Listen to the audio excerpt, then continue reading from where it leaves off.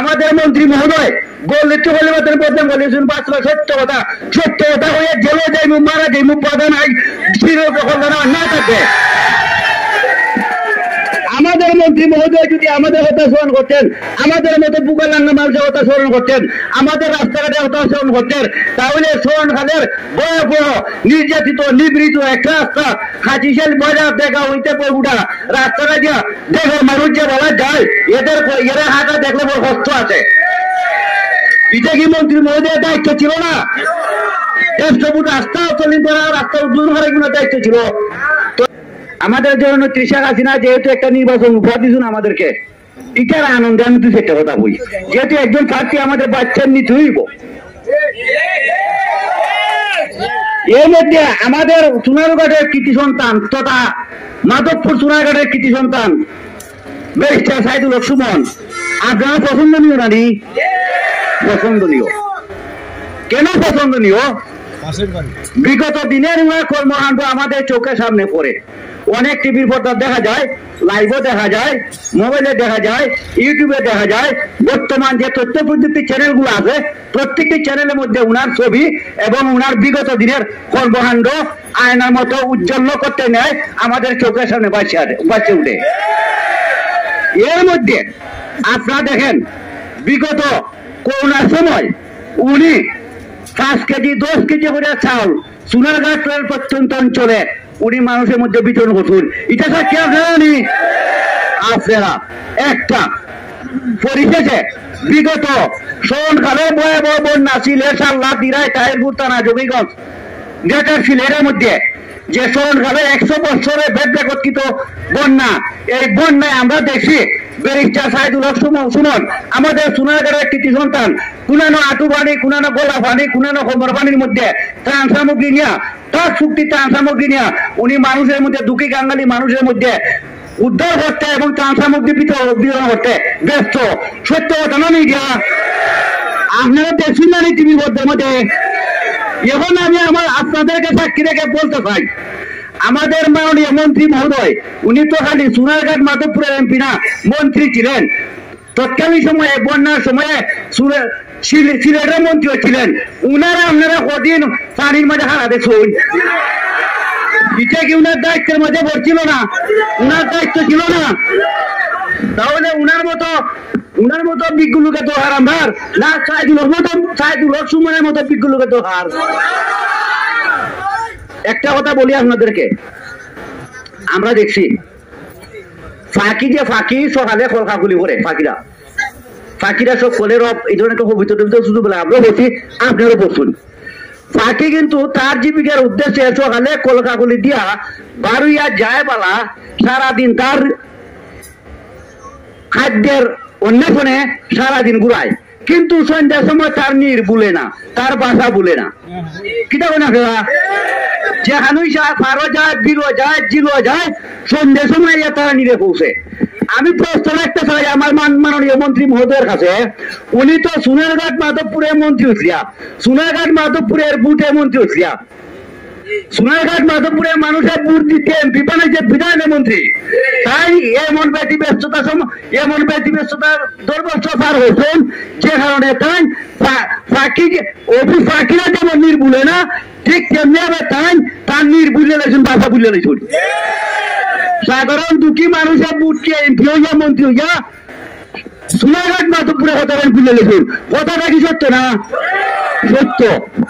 আরেকটা ব্যক্তি আপনি রাখতে চাই, সেদিন নাকি একটা মিটিং এর মাঝে আমার এক বন্ধু বলছেন যে ব্যারিস্টার সুমন বাচ্চা মানুষ, অবুঝ মানুষ, তার বুঝ কম, তার দাঁড়াই গেছেন যা বুকের প্যারান যদি বাংলাদেশের নির্বাচনে দাঁড়াইতে পারে, সংসদ নির্বাচনে বাদ ব্যারিস্টার কি দাঁড়াইতে পারে না? তার তারা বুঝার উচিত না, বুঝিয়ে বক্তব্য দেওয়ার উচিত না। আর একটা ব্যাপার দিয়ে আপনার পাণ্ডিত্য এক জিনিস, বার্ধক্য আরেক জিনিস। বার্ধক্য হইলে পর তারা হারাই যায়, আর পাণ্ডিত্য যার মধ্যে আছে তারা নিয়ে জজ ম্যাজিস্ট্রেট বানায়। যদি সরকারে বুঝতে কথা যে বার্ধক্যতার মূল্যায়ন হতো, দেশের তো পুরো বুড়া বেড়ে গেছে, ইটাই না জজ বানাইলে আগে তার দ্বারা কাজ হইতো না, যে কারণে অল্প বয়সের পাণ্ডিত্যের মাঝে আল্লাহ দান করে, পাণ্ডিত্যের মাঝে যে দান করে, যারা বিশেষ ক্যাডার LLB পাস ওই সমস্ত লোকে নিয়ে অল্প বয়সের ছেলে মেয়েরা নিয়ে জোট বানায়। তাহলে পাণ্ডিত্য বাদ দুঃখ এক জিনিস না। অতএব ব্যারিস্টার সুমন সাইদুল হক সুমন উনি এমপির যোগ্য, মন্ত্রীর যোগ্য, রাজনীতির যোগ্য, যেহেতু উনি দুঃখী মানুষের সামনে দাঁড়াইতে পারে, যেহেতু উনি দুঃখী হাঙ্গার মানুষের পাশে থাকে সবসময়, হার একটা দিক বিগত দিনের করোনার সময় উনার কাজ যখন আপনারা দেখছই নই, উনার ব্যক্তিগত গাইডের পয়সার থেকে উনার বাবের তবিলের পয়সা, উনার নিজের রুজির টাকা দেওয়া উনি 37টা 49 48টা 49টা ব্রিজ বানাই দিছে। এখানে তো সরকারি কোনো এক টাকা দেয় নাই তারে, তাহলে পয়সা তার বাপের, পয়সাটা তার নিজের রুজির টাকা।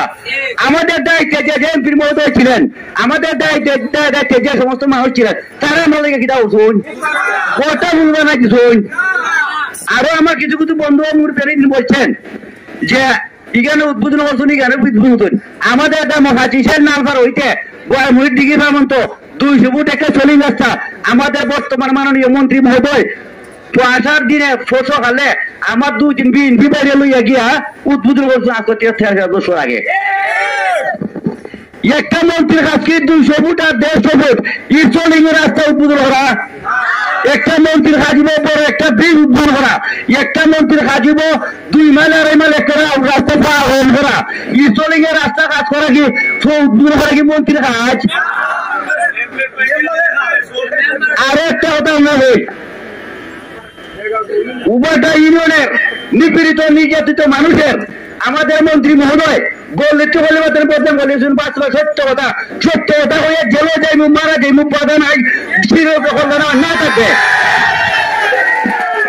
আমাদের মন্ত্রী মহোদয় যদি আমাদের কথা স্মরণ করতেন, আমাদের মতো বুকালাঙ্গা মানুষের কথা স্মরণ করতেন, আমাদের রাস্তাঘাটের কথা স্মরণ করতেন, তাহলে শরণখালের বড় বড় নির্যাতিত নিবৃত একটা রাস্তা হাজিশাল বাজার দেখা হইতে পড়ুটা রাস্তাটা যা দেখো মানুষ যে বলা যায় এরা হাঁটা দেখলে বড় কষ্ট আছে। এটা কি মন্ত্রী মহোদয়ের দায়িত্ব ছিল না? 100 ফুট রাস্তা চলিং করা, রাস্তা উদ্বোধন করার কোনো দায়িত্ব ছিল?